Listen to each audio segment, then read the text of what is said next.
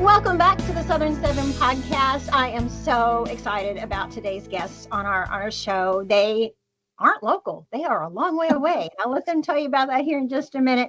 But we are going to be talking with two wonderful ladies who are involved in the Grandparents for Vaccines program. And this is something that you've been hearing about from us here at Southern Seven for a little while. But they're going to tell us all about it today, just so you know exactly what you can do to get going and how much fun this is going to be involved in. So first off, I want to introduce them just initially, and then I'll let them talk about themselves here just a little bit.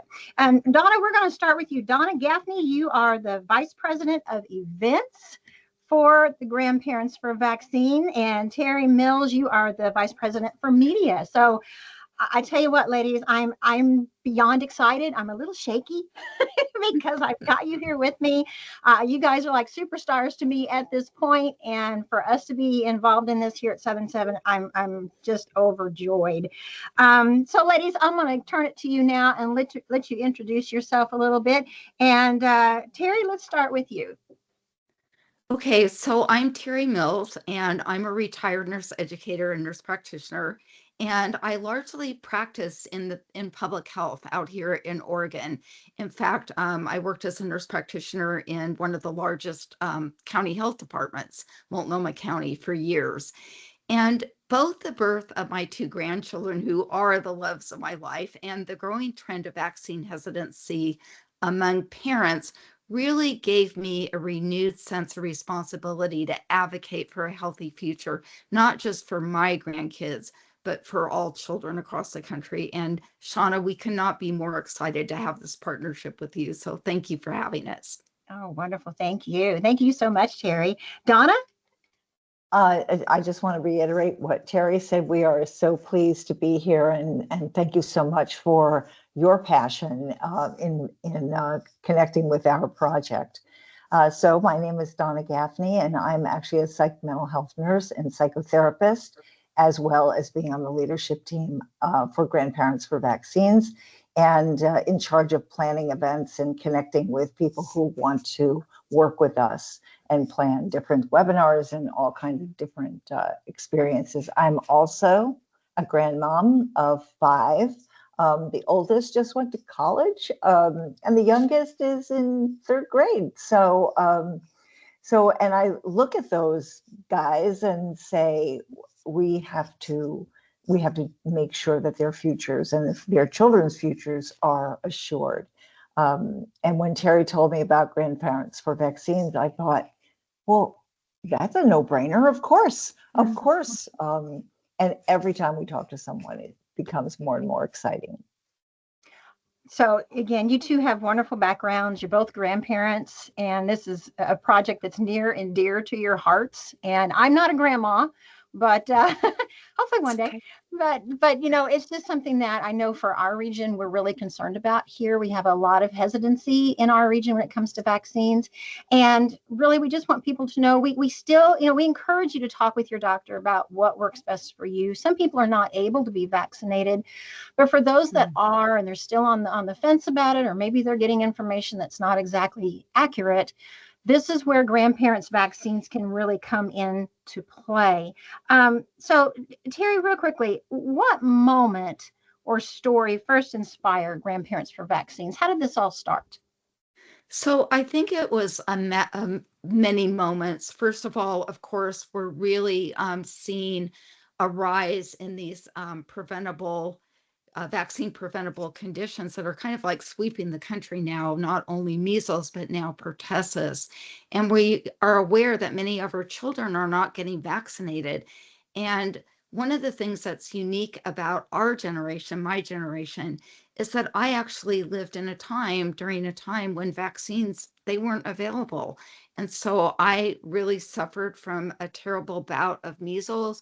I had many of those now vaccine preventable infectious diseases, but there are so many compelling stories that we're hearing from our generation. And many of these are now posted on Grandparents for Vaccines, our YouTube channel, and also on our stories page of grandparentsforvaccines.com. I think, like I said, there's so many that I could talk about.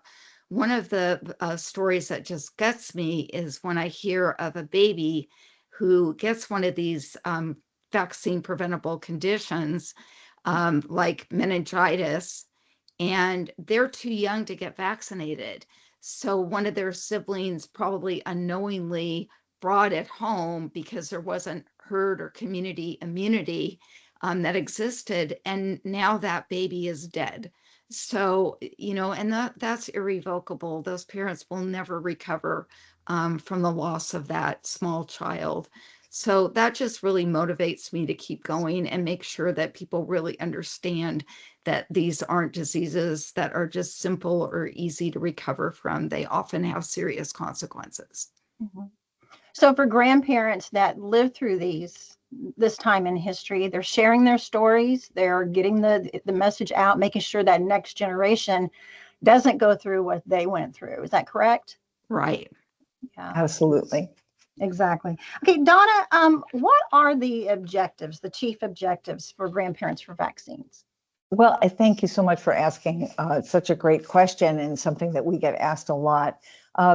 We are a national movement of grandparents. There's 67 million grandparents in the country, and we've already heard from about 4,000 of them who are very interested in being a part of this effort. And those grandparents, we all who are grandparents, or let me be very clear, allies of grandchildren. So those are the aunts, the uncles, the teachers, the religious people, anyone who is really concerned about the health of our grandchildren, because we are in fact all grandchildren. So anyhow, we use the power of memory, trust, and experience to protect the next generation.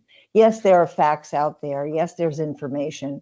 But when we talk to grandparents who tell us a story, it is their lived experience, and nothing can take that away. And that's the message that we really want to put out there.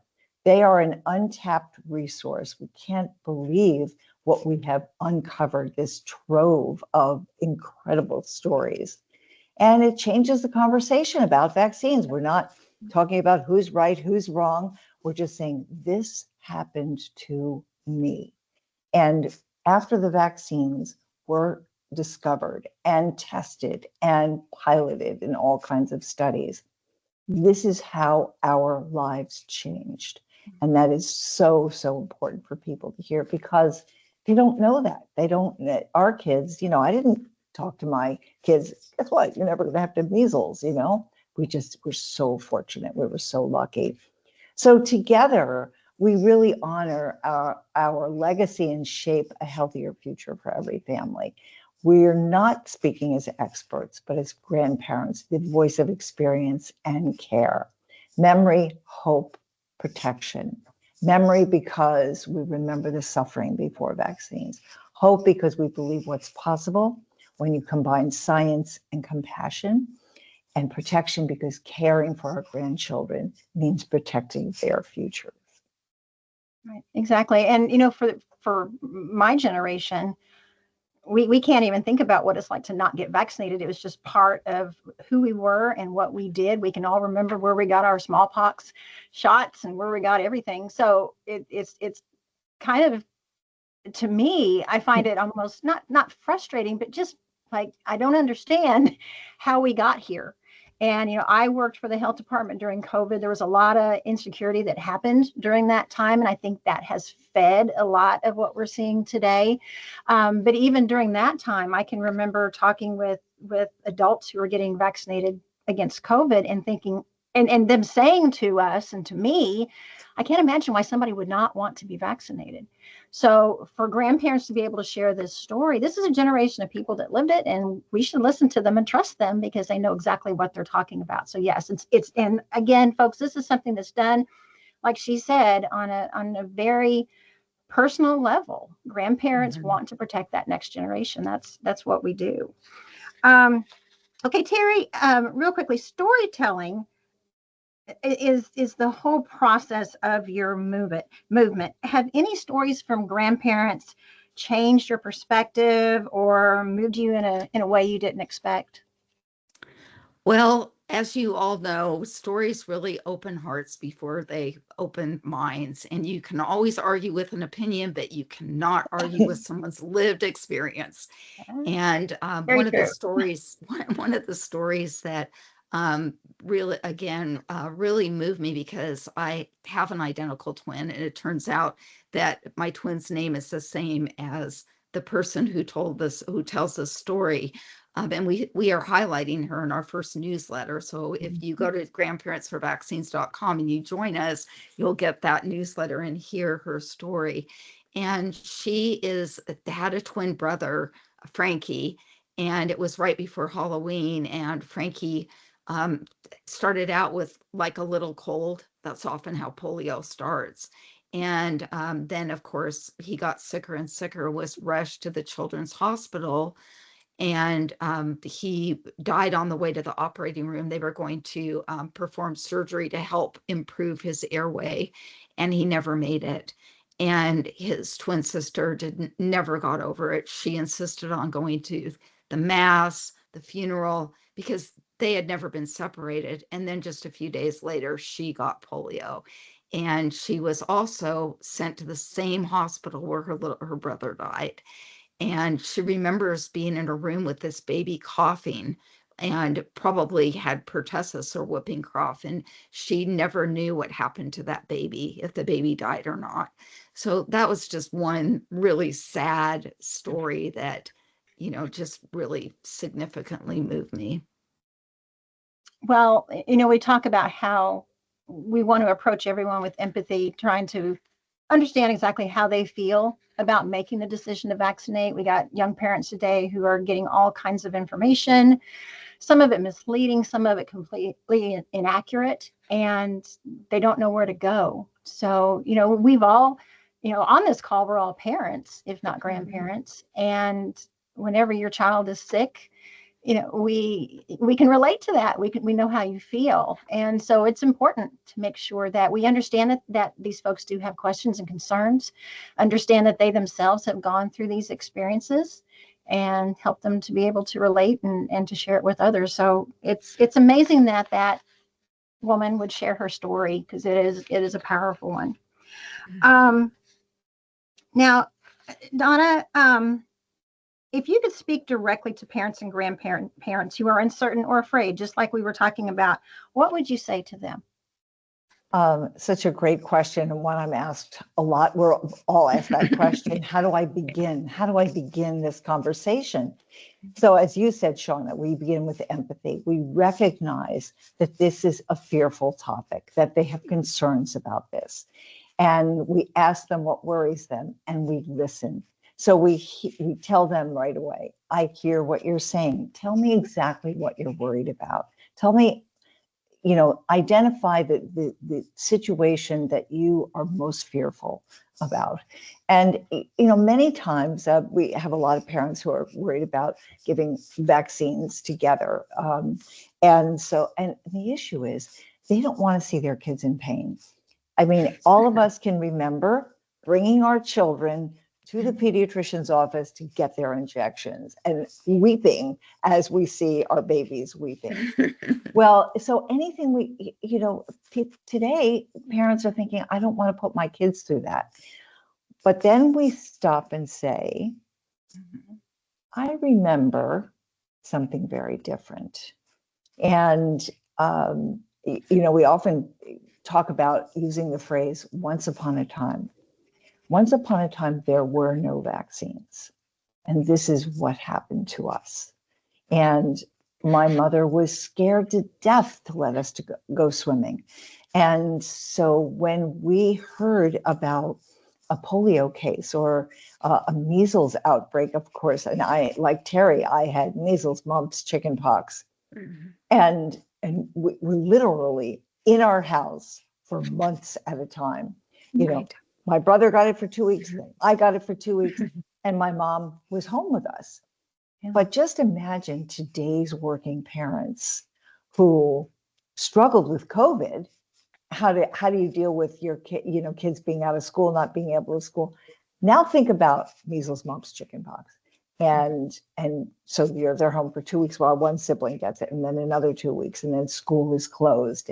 We don't often think about this. We often are, compelled by the stories that Teri has told, but day-to-day living is completely blown out of the water when you are trying to help your kids get well. So we begin with I remember when. Let me tell you what happened, because we didn't talk about that. We should have talked about that. That's on us. Let me tell you what happened. Let me tell you what happened to our faces and our bodies and the fevers we had, and that we couldn't see our friends and we couldn't play and we couldn't go to school. It's a very, very different story. And when you think about COVID and you approach it from the standpoint of, remember during COVID when you couldn't do such and such and such, and it kind of rolled through the family. That is what it was like. I think a lot of times with young families, they don't think about these historic childhood viruses because they just don't see them anymore. They're not around them anymore. And that's because they themselves have been vaccinated. But it's important that these families realize that these viruses are still here and they still could impact their lives, and not being vaccinated could impact. And right. Donna, it's so important. And Teri and I have talked about this. It's not only the parents who haven't seen these diseases, it's the pediatricians and the pediatric clinics. Mm-hmm. And the classic line is, I've never seen this before. So they don't even know how to treat the kids without sort of backpedaling and talking to a senior pediatrician on their staff. Yeah. So it's something that many people don't remember and don't know about. Yeah, I did. You say that, but I did meet a physician in our region recently, and he's in his 40s. He said, I've never seen measles or mumps. I have no idea what it looks like in person. So yeah, exactly. I'm sorry, you're going to say something? Teri, were you going to say something? Oh, no, I'm just agreeing that's so true. Yeah, that I've heard, I don't even know how to do a spinal tap to check for meningitis. That wasn't something that was brought up in medical school because we just didn't see it. And now it's coming back. It's coming back. And so that shows us right there that those viruses are still here and we still need to protect against them. So yes, very good. Teri, why do you think that grandparents' voice in this is so powerful for this generation? Well, this is my favorite part of today's podcast because, everybody understands about the bond and relationship between a grandchild and a grandparent, and nobody can argue about that unconditional love. And Donna and I write a bunch of op-eds together. And when we were writing a grandparents op-ed, she sent me a story where Tom Hanks was interviewed. And Tom Hanks describes grandparenting like going to Fantasyland. Like he just says, it's the best thing in the world. And it really is. Mm-hmm. And just the mere idea that a grandparent would put a grandchild in harm's way just really defies common sense or logic. Like, why would we be recommending a vaccine if we thought this was going to cause harm to our grandkids? There's just no way. Mm-hmm. And grandparents are highly trusted sources of information within the family and their communities. And that unique position allows us to really effectively counteract that vaccine misinformation. We hold the family memory, we build the generations.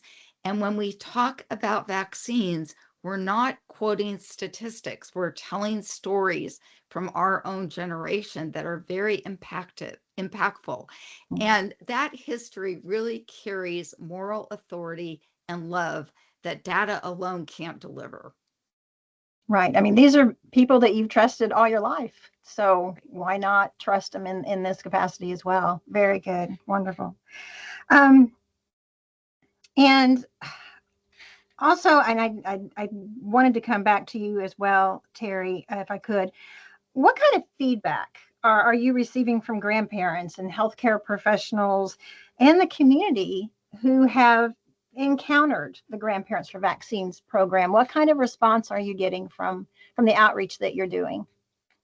Unbelievably positive, overwhelming, coast to coast. all regions of the country, which has really kind of surprised us how fast in just a couple of months this movement has grown.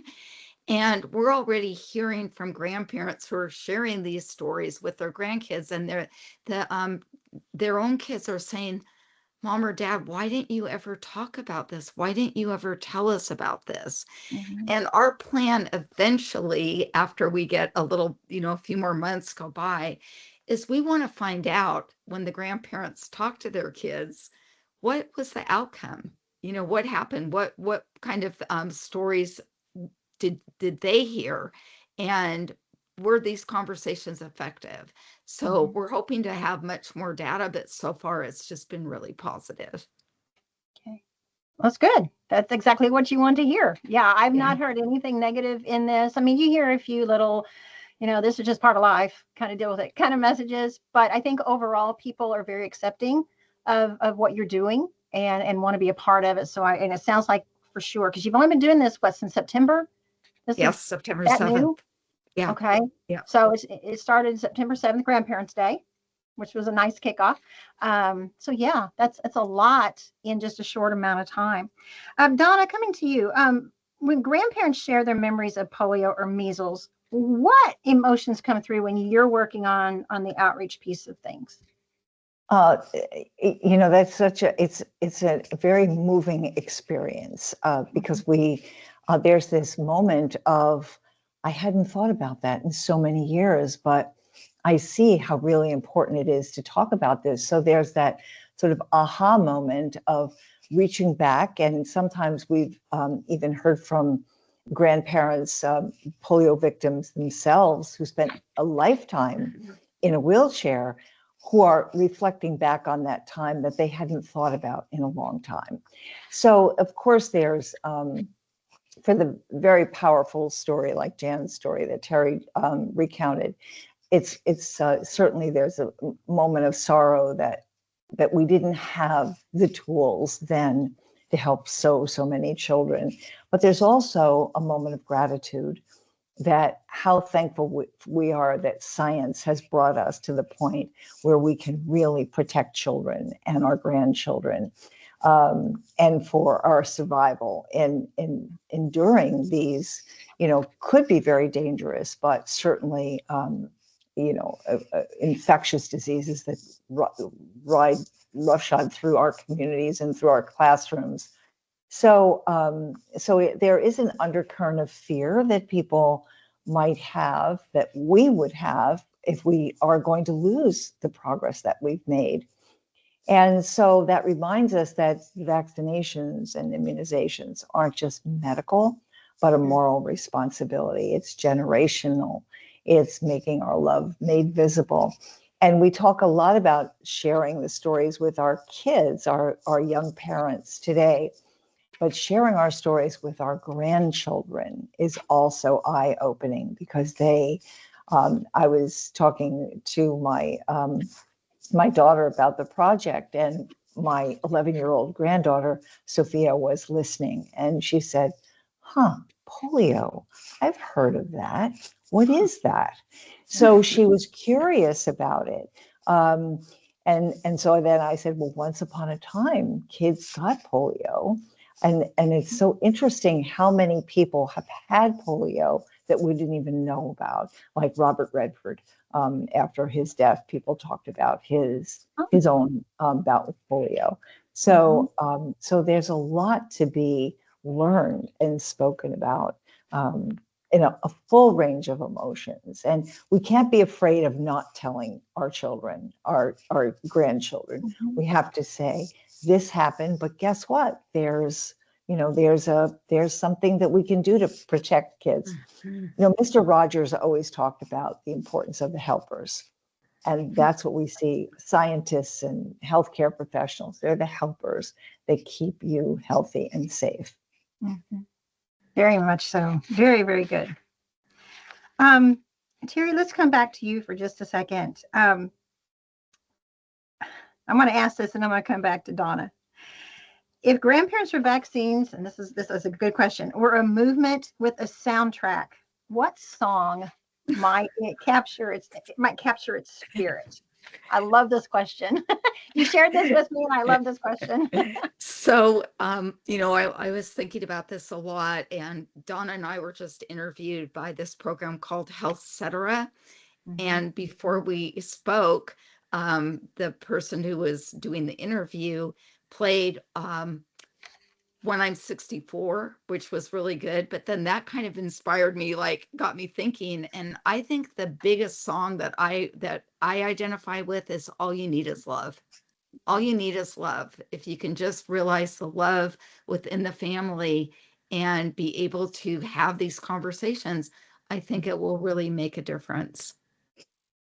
Very much so. And you mentioned Robert Redford earlier, and that made me kind of want to jump ahead a little bit, because these are the soundtracks of our lives, the things that we are dealing with and going through. This is our time in history soundtrack, and trying to understand it and make it a part of who we are. So very good.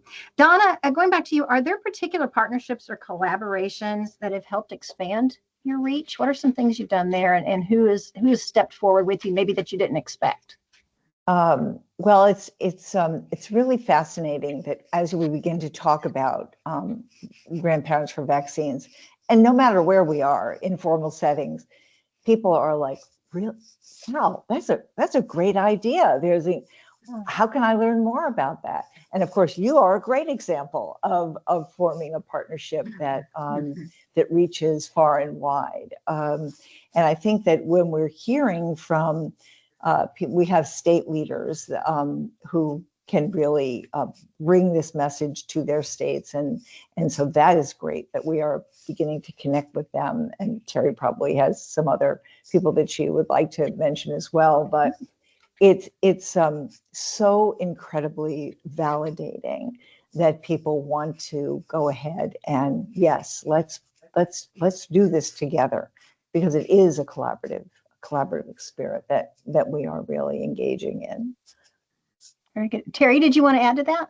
Well, I just think the other the groups, when I think about who's helped us so far, I mean, we've gotten great support from vaccine groups, organizations that really promote vaccinations for children. We're going to be launching a valuable resource page on our website because we really believe in the American Academy of Pediatrics, their childhood immunization schedule. And we have some connections there. We also have school nurses that have been very helpful. And we even have reporters who hear about the story, and, they've been helping to pitch the idea to media to help get the word out. So it's just been very rewarding. And we even, a top law firm in the country helped us set up our 501c3 as a pro bono, and that was great too. Very good. And let's kind of talk about what you've done. We're going to bounce ahead just a tad, okay, since we're already on this topic. Let's talk about some of the things that you've already done so far. Now, I mean, anybody that's watching this or listening to this podcast, most of those folks are going to be local and might not realize that you have been reaching out throughout the country, because you all are not from here, right? Where are you from? What state are you from? I'm from Oregon. And Los Angeles. Sorry. Say it one more time. What, Teri, where are you from, hon? I'm from Oregon, really close to Portland. Okay, Oregon. good. And I'm from Los Angeles. Okay, great. So you all are on the West Coast. You're not local girls. When you're not in Southern Illinois or Southeast Missouri or Western Kentucky. But just in the short amount of time you've been doing this, since September, you've been featured in a lot of outlets. You're really all over. So tell us about that. Tell us some of the things that have been done, because we want people to realize here local that this is not just a local effort. This is a nationwide effort. So what are some places that you've been featured? Who's been covering some of what you're doing here? Oh my gosh. Let Teri do that. She's the media person. I should open up the Google Doc. So, we've been on NBC affiliates, CBS affiliates. We've been featured in Forbes magazine. The Rachel Maddow show did a feature on us. Donna and I write op-eds like crazy. and one of the publishers is the Progressive Magazine, and they syndicate. And our op-ed has been picked up like by 66 at least newspapers across the country. And it's so great because people read about us and then they write their own stories on Substacks. They write letters to the editor. And also we've been on public radio in Ohio. So we're hoping that that will get picked up maybe nationally too. But we are pushing the media aspect of it every time we have a statewide meeting. Donna, why don't you talk a little bit about the events? Because that's been Sure. exciting too. But just to add to what Teri was talking about, one of our colleagues and a state leader is a school nurse. And she has an incredible blog called The Relentless School Nurse. And she reposts all of our information. And I can't think of a better audience for this to go to, so that she is our, really reaches out into, that school nurse, that school community, which is so important. In terms of events, people have invited us to come and present at their annual meetings. We're going to be connecting with people in Arizona, people in North Dakota. And so people want to know how can they bring our message to their platform, to their events. So we sort of make that happen. We work with them. We fill out the correct paperwork for them and talk about how we can best express that message and let them know. I think as Rachel Maddow said, this is an idea that is so simple, yet so radical in terms of getting the word out. Like, why not? Why didn't this happen before? And why haven't we used grandparents before? I mean, in my work, I did a literature review in the public health domain and found that there are articles, there's research being done on how the health of grandparents and the messaging of grandparents can affect in a very positive way the health of their grandchildren. We all remember those phone calls, how do I do this? What do I do? You won't stop crying. I can't get through the sleepless nights. So we have been giving advice and guidance. Why not this?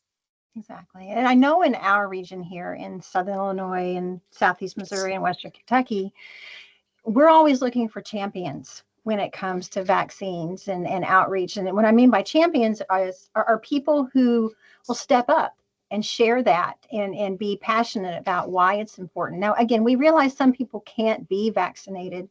We understand that. But for those that can, it's just overcoming some of those barriers. And that's what grandparents can do. So, for us here at Southern 7 Health Department, we are looking to partner with our Head Start grandparents and helping to get that word out. So, it goes just beyond just our own little bubbles. This is something that expands. So it's exciting to see that you gals are really expanding it nationwide. This effort is really taken off, and I'm so excited to be a part of it. Let's talk about some of the future here. Donna, if you had a crystal ball and you could look ahead about 6 months, what would be the success that you would want to see? What are some of your goals that you have in mind right now? Well, I think that, and I'll let Teri speak about this as well, but just the collection of stories that we are building, we just tapped the surface. We haven't even found all of the really relevant stories that I think will be game changers for communities and for families. So I think that I see a bigger pool of the stories and how people use them. I think that in 6 months for us to be a presence in different parts of the country, to speak at conferences, at workshops, at PTAs, for preschool kinds of situations in hospitals, where we can, get buy-in from people who are in those communities to talk about how important this is and the messaging that we're trying to get across. So it's not about numbers. It's not about celebrities. It's about hearing those real stories told with heart and courage. And of course, I keep telling my colleagues out here in LA, this would make a great documentary. So, Yes. It would. I'm sitting here thinking, okay, we need to put these Yeah. in book form or right, audio right, right, form, right, something of that right. nature. Yeah, I think that the videos and the audios that you're getting would make a wonderful audiobook. I think that would just be great. So I'm going to push for that one. And Teri, let's talk to. Okay, we're going to kind of start to wrap things up, but let's first talk about how people can get involved. How can a grandparent participate in this program? So that's a great question. Again, our website, grandparentsforvaccines.com, it does have join throughout the website, so you can click on that. We'd also love to hear stories. And when we're talking about success, one of the things that we're really trying to focus on as a leadership group is diversification and representation. We want to get videos that are in different languages besides English. We want to see all groups across all cultures across our country, every culture represented, because that the abuelita, the nona, the grandma, in every group, it's different. It looks different in that family, and we want those voices heard too. So the other thing that we love, we really encourage people to do, join our leader or state leader team. It's a lot of fun. We have a invitation letter that kind of explains what that's about. It's not really difficult to be a state leader. They meet every other week just for an hour. We have media trainings. We have opportunities to join a speakers bureau to share your story at an event. So we're interested in that. And of course, if you belong to the media and you're a journalist or a reporter and you want to do a story, please reach out to us. And like Donna mentioned, a couple of events. And as I said, we do have a speakers bureau available for those professional groups. And finally, with the launch of our 501c3, we're hoping eventually to be able to accept donations, not to pay for us. We never plan on getting paid. We're all volunteer, but we do need help administratively because the goal is to do this outreach in every small town, every rural and urban area across the country, so we can really start increasing vaccination rates. Very good. Now, how can a grandparent share their story? Donna, do you want to answer that? Sure. First of all, we would love to hear from them, to send us an email, and we have instructions on how to do that. Just click on the button and you'll write an email, and then we will contact you. And we can do it by audio. We could do video. Before September 7th, we actually did an outreach to find grandparents who are happy to do this. And, literally you just pick up your phone and you just do that video and tell the story and send it to us. And then we post it. If we have more questions, that would, for us to have an initial email connection and then say, well, be sure to tell about this and talk about this and, how you found this experience touched your life. So it's easy. It's easy to. The video doesn't have to be very long. If you want to see, listener, if you want to see what other grandparents have done, if you go to the Grandparents for Vaccines YouTube channel, you can see actual videos from some of the other grandparents that are participating. You'll see that they're about 4 or 5 minutes long at the most. Some grandparents, like Donna said, you can just use the recording device on your phone. If you don't want to do a video, you can do just an audio recording and send that in. We've had grandparents, Teri, I think you said you did this, to where grandparents have their audio recording and are just putting pictures of their grandkids in that. And I can help you with that here at Southern 7 if you need help with that. So it is easy to do. It doesn't have to be something that's daunting. And you can send those to me here at Southern 7, or you can reach out to grandparentsforvaccines.com and submit those there. It's whatever works for you. I know in our region, I will be talking with our senior groups, going to our senior centers, talking with our library folks, and making sure that they know how to do this and how to access their participants as well. So we're going to make sure we get that information out there. It's nothing hard, nothing daunting. Just don't have to be an expert. Just share. That's all we want you to do. Okay, ladies, we have touched on a lot today. Is there anything else you want to share before we wrap things up? I just wanted to mention, Shauna, that when you talked about libraries, they are such important community members. We have on our website a whole list of books about vaccines, about kids who've been vaccinated, about the history of vaccines. One of our goals is to get libraries to put all those books in one place and have access and do maybe story time with a grandparent talking to kids. So we think libraries would be great partners as well. That's wonderful. That's a great idea. Yes. Well, ladies, thank you so much. One last time, is there anything else you'd like to share today? Thank you so much for having us on and for all the work you're doing in Southern Illinois to promote Grandparents for Vaccines. I think that this is going to make a difference. Yeah, thank you so very much. Oh, thank you. Well, we're excited. We're in week 1 when this is recorded. So we've just started, but we've had lots of fun and are really looking forward to what's ahead. Our nurses are busy with a lot of things right now since it is flu season and they're getting ready for those things. But we are looking ahead and what's to be done. So thank you so much. And thank you for your partnership and for your help with me. And I tell you what, a lot of good things are in store. I think this is going to be great for our community and for our nation. I really do believe that. Great. Thank you, Shauna. Thank you. Well, that's going to wrap up another episode of the Southern 7 podcast. Thank you so much for being with us today. We hope that you'll share this with others. If you'd like to hear other Southern 7 podcasts, you can visit us online at southern7.org. That'll take you right to our podcast page. You can also check us out on YouTube on the Southern 7 Health Department YouTube channel. Make sure you like us and share us with a friend. From all of us here at Southern 7 Health Department, have a wonderful day.